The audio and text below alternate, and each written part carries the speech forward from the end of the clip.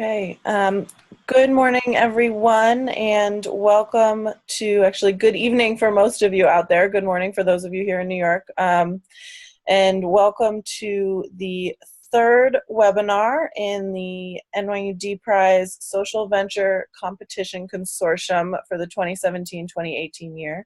We're very excited to be having a great webinar series this year and to kick it off this morning with Veera from the Nanyang Technopreneurship Center, and he's here to talk about some of the different social enterprise business models that you can use as you're starting to design your venture for the D-Prize competition at your school.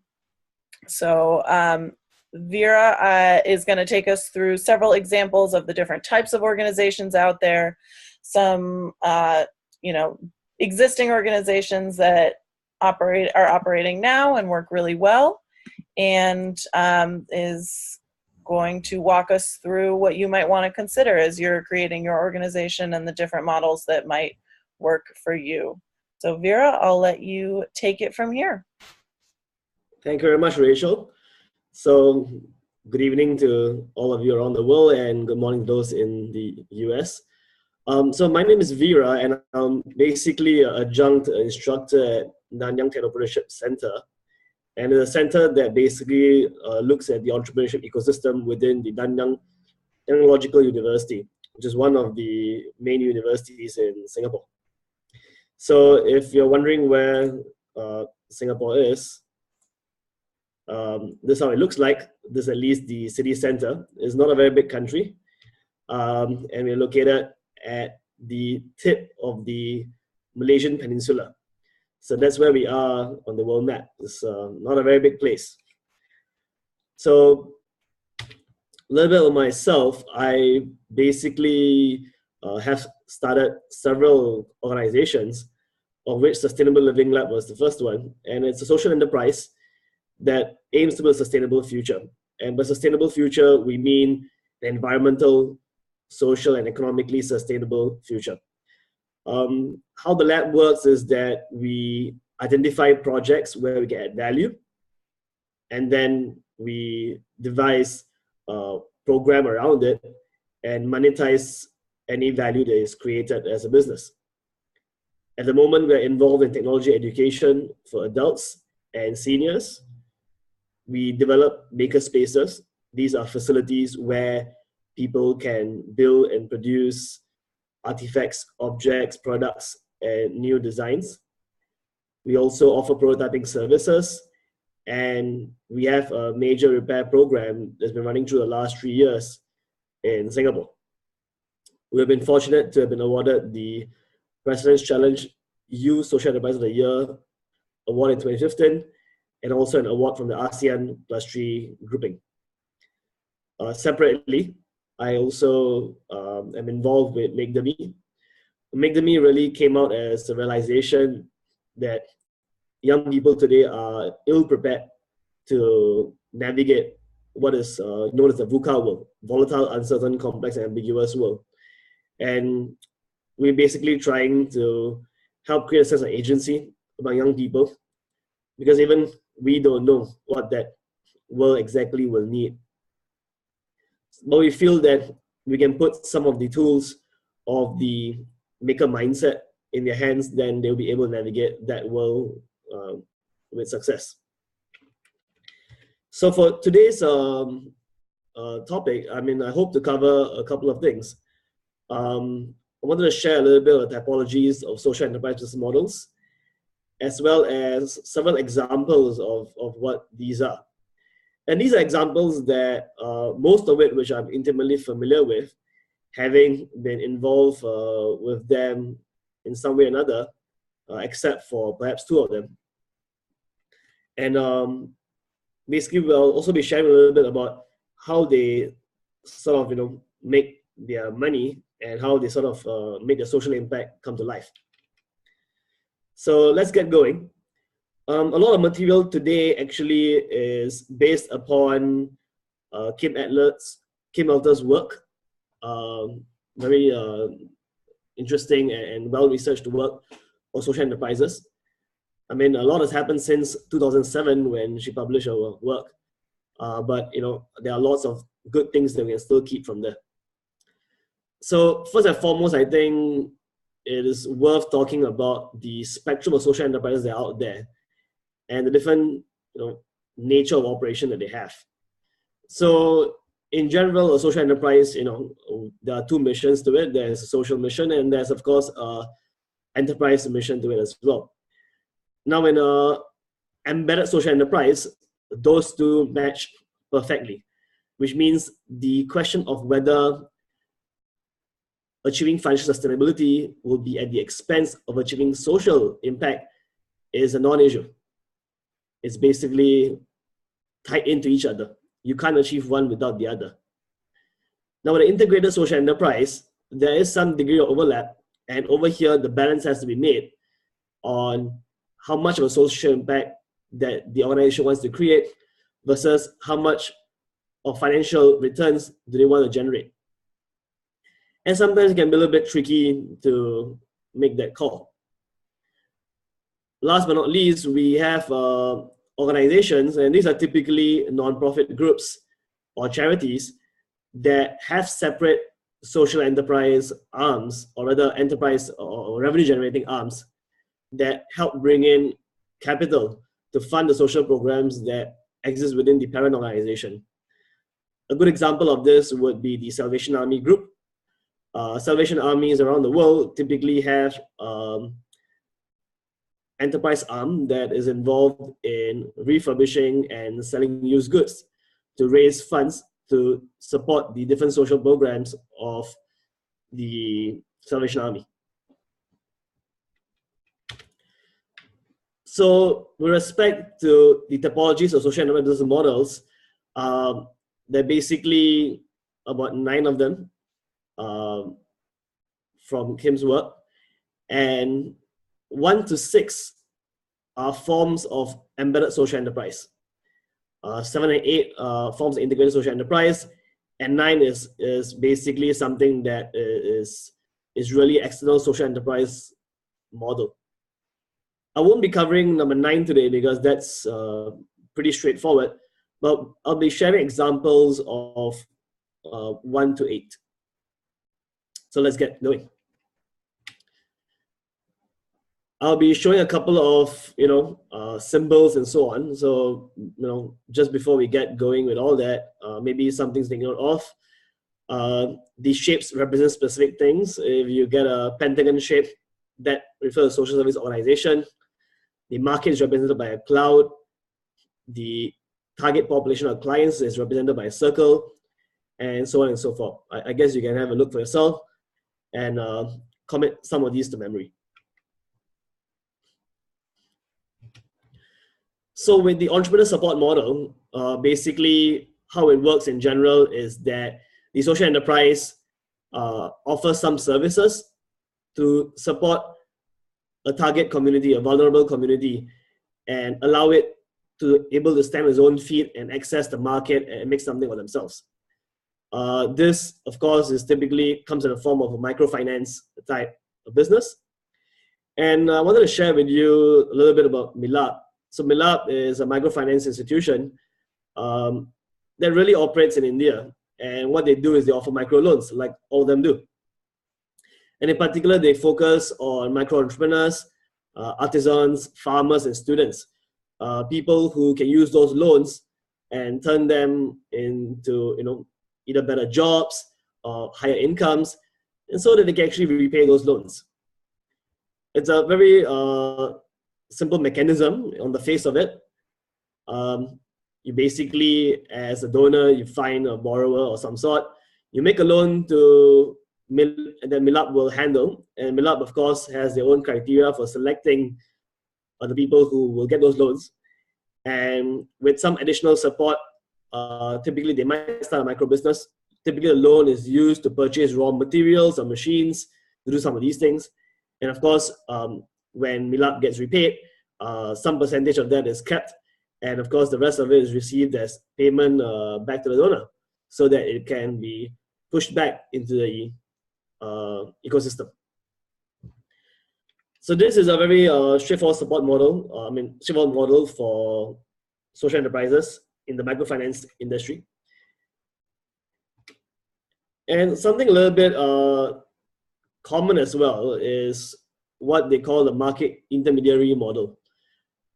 Essentially, you have these situations typically in environments which are rural, in environments which do not have a direct access to market, where somebody, usually a distributor, is able to monopolize some element of what goes on and extract high prices from the retail market, but extract a lot of concessions from the farmers and the producers in the rural areas. So a social enterprise in this instance, typically what they would do is that they would go to this target population and try to sort of subvert the middleman through an innovative business model and mechanism. And with the advent of mobile phones and mobile services, you find that the information asymmetry that used to exist in some of these situations has been removed. One good example, and one very recent example, in fact, is Nadam. Nadam basically is a cashmere clothing company, and they are pretty well known in recent weeks because they released a trailer video that sort of looks almost like a movie trailer to talk about their project and whatever they're doing. And it's very well taken. I think from a marketing standpoint, it's really a story that's been put together well. And what they do is they discovered, in their travels in Mongolia, that the herders that they were living with essentially got a very small piece of the pie, and the customer had to pay high prices for cashmere clothing. In my own situation, I encountered this before, where basically we were, selling bamboo products, and we found that bamboo had pretty high value for such products in the retail market, but the craftsmen themselves were not getting a lot of the revenue. And that was because of retail markups. Typically, for those who are new to this line of work, how it tends to do is that if you are in big box retail, meaning like, let's say one of those huge chains, you're essentially looking at them, asking for, 70% markup, right? So, for example, if your retail price is $100, then they're asking to buy it at $30 from you.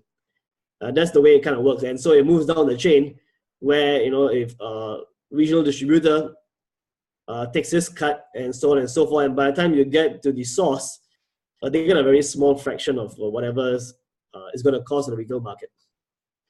So, of course, with e-commerce, it's become a lot easier to reach directly. You don't have to take on the cost of retail, and you save a lot of money that way. So Nadam basically cut the guys out in the middle, reduce the price of cashmere clothing, and also put more money, or so they say, into the hands of the herders. Of course, the devil's in the details when it comes to these things, and it really depends how much of increase in revenue the herders have seen, and how that actually goes back into supporting the economy of Mongolia. Because all those middlemen, they were probably adding to the value of the economy in Mongolia as well. So this is something where you really got to consider how exactly you just end up distorting the market. And sometimes, the situation ultimately, as an outcome of this, may be worse than we like it to be. The employment model is fairly common in Singapore in particular. It's common elsewhere as well, particularly with vulnerable communities, at-risk youth, communities who have disabilities, and so on. So the Linking Kitchen is a pretty large social enterprise in Singapore. They make an annual revenue of $10 million, 10 million Singapore dollars, which I believe is in the range of 8 million US, thereabouts. And what they do is they train persons with physical and mental disabilities with the intention of employing them first in the food industry. And later on, they expanded, actually, a few years after they started, they expanded into the retail industry as well. And how they do it is a little bit innovative, is that, for example, they have some people with cerebral palsy who basically do not have fine motor control. And what the gentleman, the founder of Dignity Kitchen, whose name is Mr. Ko, does is that he actually creates specific machines that could be operated with just one hand, or operated in a manner which the person with disability can operate. Essentially, a machine made for just that specific individual to be able to perform functions that are required in a food service situation. They also run a hawker center. Hawker centers in Singapore are where majority of the population, gets their meals daily. These are centers in which you have anywhere between 10 to about 200 food stalls. And the Kitchen basically runs one of these hawker centers in Singapore. And a really cool way of ensuring employment, ensuring constant, traffic to these hawker centers, and really taking care of a big fear that many parents of such individuals have, which is, what will happen to my child when I am either no longer able to work or take care of them, and so on. Every parent's great fear is that their child, there will be no one to take care of their child after they pass on, or after they are unable to, contribute to the welfare of the child. And, Dignity Kitchen really, as the name suggests, provides a dignity to people with physical and mental disabilities. And in fact, they won the Social Enterprise of the Year award in 2015, the same year that we won the Youth Award. And they've come a long way since their beginning. So the fee-for-service model, typically these are models in which the social enterprise itself has a kind of a setup, and people pay money to either visit or procure some services from this organization. This could be even, I think in Thailand or Vietnam, you have basically massage parlors that are run by blind people, right? In this case, Dialogue in the Dark is an organization. There's many centers around the world, and they offer their visitors an experience of what is it like to be blind and encounter everyday situations. And in fact, what's really interesting about this is that the people who are sighted, of course, when you go into the room, you're completely blind, and you end up being led by blind people themselves. So in a way, the roles of those who are able to, able and disabled are reversed almost. It's a really powerful experience. I mean, if you live in a city where such experiences are available, I strongly suggest it. But because they're able to offer such a life-changing experience for many of the people who visit them, it remains as a great, way to sell corporate retreats, corporate experiences, experience for students who are studying design thinking, and many other, or people even trying to design services for people who are visually impaired. So Dialogue in the Dark has really sort of cornered a great area in this market, and they've done very well for themselves. They operate a franchise model. In fact, they have a franchise operation in Singapore, and this is one way they've grown what they've done. The low-income client as a market model basically is what we call a bottom of the pyramid market. This is where social enterprises essentially target groups that normally will not get access to certain products and services because traditional companies are not set up in a way to offer them these services. So D-Light is a very well-known company. They are the largest distributed solar lighting brand for households and small business in off-grid communities. And they have a range of products, but they first started with the D-Light lamp, which I'm not sure if you can see on the picture all the way on the left. It's the little bottle-like looking item right over there. It started with that item first. And that sort of really, kicked off the whole journey. And the way social enterprise in this type of business model has to innovate is that they have to figure out really clever ways of getting access of the product to their customer, and also finding very creative ways that the customer can pay them back as well. So many of these companies have learned a lot from social enterprise, microfinance organizations, and allowed things like micro loans. They have allowed the usage of mobile credits to serve as payment instead. They also allow sort of, there to be pay-as-you-go models for what they have, and where their employers sort of sponsor them, and the users pay their employers on a month-to-month basis over time. So they've come up with many creative financing models, which is a very important innovation if you want to tackle a low-income client market. Separately, you think about distribution as well, because typically these areas are difficult to distribute to. They may be very far inland, or may only be reachable by boat or some other, expensive means. And the way DILA has done it is that they have worked through other partners, other NGOs, to deliver their goods and services. In return, the NGOs get a cut of the finance and are able to support their own projects. Then they also basically allow micro entrepreneurs to thrive by offering land on consignment, and then having the micro entrepreneurs sell these in their local communities, because they're able to understand the market, and they're able to also provide service support, which normally will not be possible if it's sold in a traditional sort of a hub and spoke model. The cooperative model for social enterprises is a little bit different from a cooperative model as we traditionally know it. So the cooperative model in this case, or rather the traditional cooperative model, really involves members of the cooperatives paying in a membership, and the cooperative operating entirely out of that membership funds.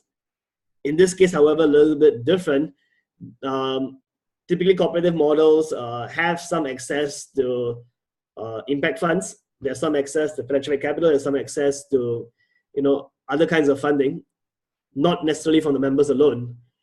A good example of this would be Angels of Impact, which started, I think, about a year and a half, 2 years ago in Singapore, and has really taken off. What they are is a membership organization, and they only allow female-led social enterprises in their member base. And these members today come from Indonesia. A lot of them come from Indonesia and other parts of Southeast Asia. So what they do is that they actually provide services to their members in the area of financing, especially for goods that are being exported, and they also offer marketing solutions. So they sort of sell services to their own members, and in the hopes of getting them buyers from the external market. So that's basically how all cooperatives work in any case. But one of the best products that is coming out of this is the Coca-Cola, which is locally made chocolate in Indonesia. So in Indonesia, there are some parts of it that they actually grow cocoa beans, and these cocoa beans are typically exported as is to other countries for further processing. In this case, Coca-Cola, which is one of the members of Angels of Impact, refines the beans and makes the chocolates in country. But of course, the area which you're located doesn't have great shipping, doesn't have great access to markets.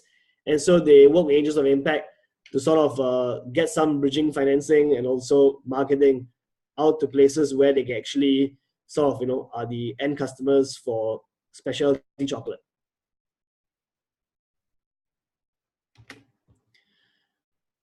The market linkage model is really where the social enterprise links a target group they're trying to serve to the external market.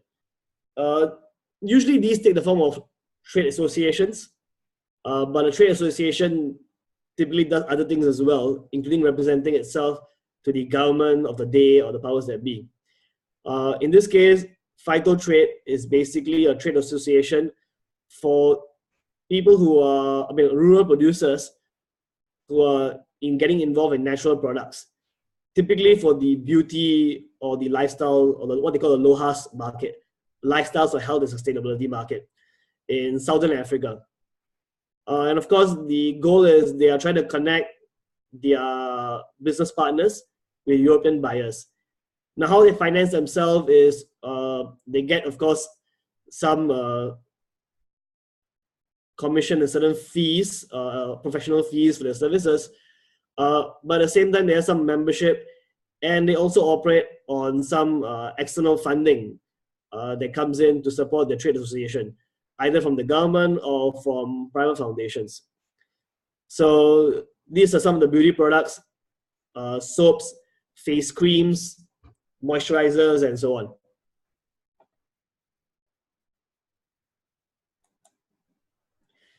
Sorry, just a little bit of market linkage model. Today, though, because there is e-commerce that allows seller to sell a product anywhere around the world, there is sort of less of a need for such models unless the product value chain is pretty complex. So if the product is a simple, straightforward product, usually you can take an e-commerce option, and as long as you figure out your shipping, you're pretty much good to go.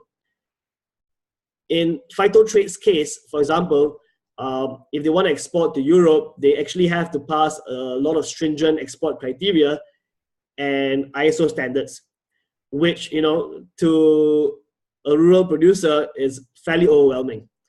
So Phytotrade basically helps to, their members or their trade association partners navigate all these different difficulties of meeting very high stringent export standards. And that's sort of why they are required and needed to fill in that gap in the market.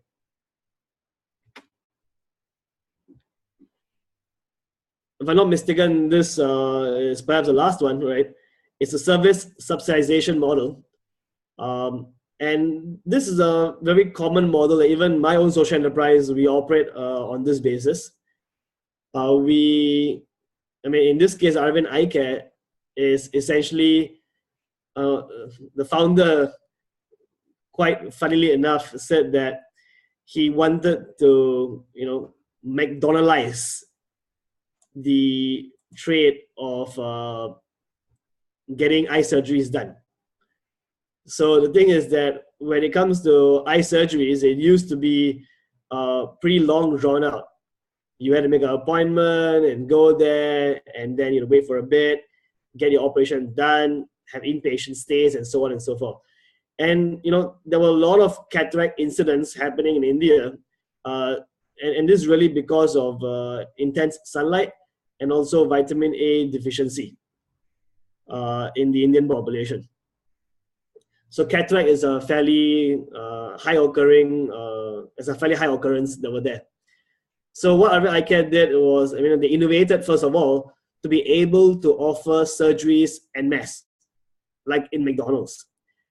And later what they did was that they said, okay, they are going to divide the services into those who are going to get it for free, those who would pay a subsidized amount, or those who would be a full paying customer.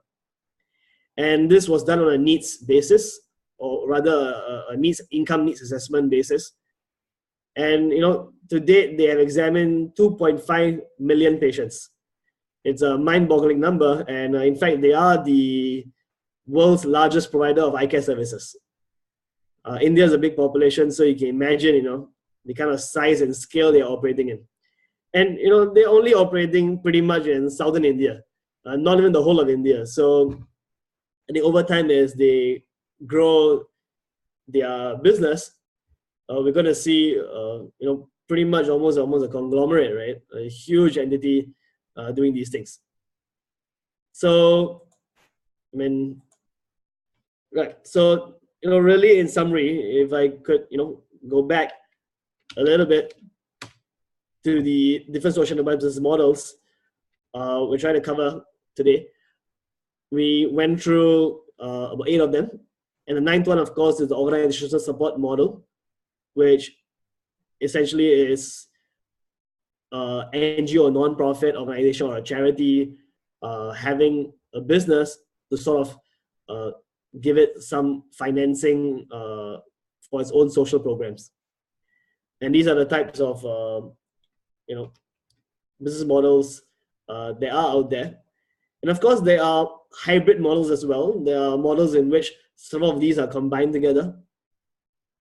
And in fact, in my own organization, we have a service subsidization model. At the same time, we also have a fee for service model because we operate makerspace facilities, right, which people pay to use. And rolled in with that, we'd also have an employment model for at-risk youth so that they could learn some of these skills on how to develop products and services and find employment in the market. So we have a bunch of different models combined together. And in fact, as you go about developing your social enterprise business models for the challenge, I hope you consider and study some of these other organizations that who have been doing this for far longer and have had their fair share of successes and failures with some of these models.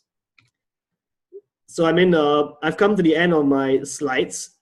I'm prepared to take any questions if you have any at all. So if anyone has any questions, please, you can type it in the chat group, I suppose, or you can write in the Q&A segment.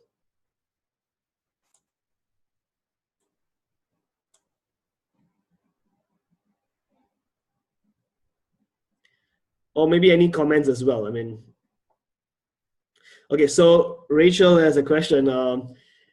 Giving suggestions on how students can decide which business model to use.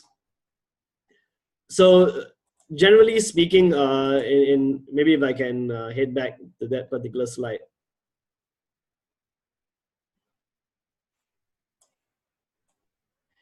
So generally, in at least in my experience, it's a lot easier to consider certain models than others. First and foremost, if you're a student, typically you've accessed certain resources and you don't access certain other resources, right?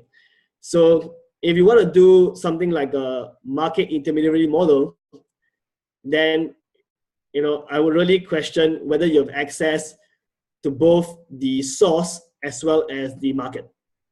Now, unless you have worked in the industry for a while, or you worked as a buyer or seller in the industry, it can be a little bit difficult to be able to actually effect such a model in practice. You're going to need to have a bit more, industry experience than that. I think what's really easy enough, I mean, nothing here is easy, but, on a comparative scale, on a relative scale at least, I think an employment model is something that is relatively easy to sort of wrap your head around. You can figure out, are there ways to help certain vulnerable communities find gainful employment in a certain fast-growing industry, One example is another organization called Bagosphere, and what they do is that they figured out that, they wanted to tackle youth unemployment in Philippines. And they just went there on that basis and they figured out that, hey, the kind of jobs that were available all required the youth to be able to speak good English, at least passable English. And they decided that, teaching people English was probably the way to go.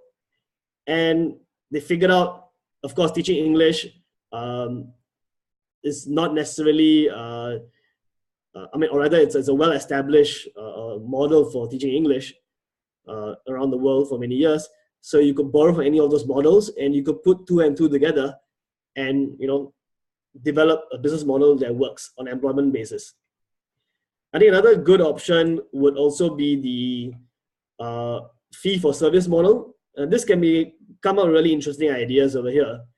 If you have a target community or a group, especially those with disability, is there a way to help provide or provision the experience to others for purposes of team building, for purposes of product development and design, and so on and so forth. I think the third one that I would recommend is the service subsidization. You want to offer a service, find two markets for it. One market that could pay for it at market prices, another market which really cannot. So with Make the Me, we offer maker education technical programs, and these things can be pretty expensive sometimes because the cost of delivering these things can be pretty high. So when we deliver it to the full paying customer, we have an instructor and do it almost a traditional way of doing things. But to deliver it cheaply or freely, right, to other non-paying customers, what we do is that we figured out that perhaps, much like this webinar, we record some of these lessons, we prepare kits, and we partner with makerspaces that are around the region to deliver some of these content in a way that reduces our costs and improves our ability to sort of, train hundreds of thousands of people perhaps in some of these new technologies. So I would say maybe these three models: service, subsidization, fee for service, and employment model are probably useful for students to consider in the context of something that is fairly straightforward to wrap your head around. I mean, these are by no means easy as well. I mean, please don't think it's the wrong way. All of these are difficult to execute. I mean, when it comes to running a business, execution is more important than actually having, a plan sometimes. But for the purposes of the competition or the challenge, I think you can consider these three options. Thanks for the question, Rachel. Any other questions from those who are listening in? Or maybe questions that you think your students might have, or those who are watching the video later on.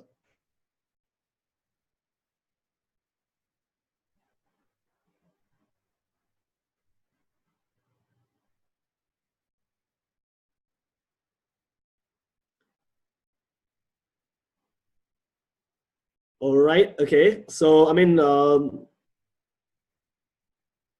just waiting to see anything else. Okay, so if there is no other questions, I mean, thanks so much for those who are listening in. I really appreciate your attention, and I hope you took away something useful from this little seminar. And if you have any further questions or you'd like to, get in touch, this is my email address. It's Veera@sl2. That's not number one, that's a letter L. Letter L, sl2square.org. So I think that's all I have. Over to you, Rachel. Okay, thank you so much, Veera. Yeah, that was very interesting, I thought, and really perfect and very clearly laid out, and I think will be very helpful for our students.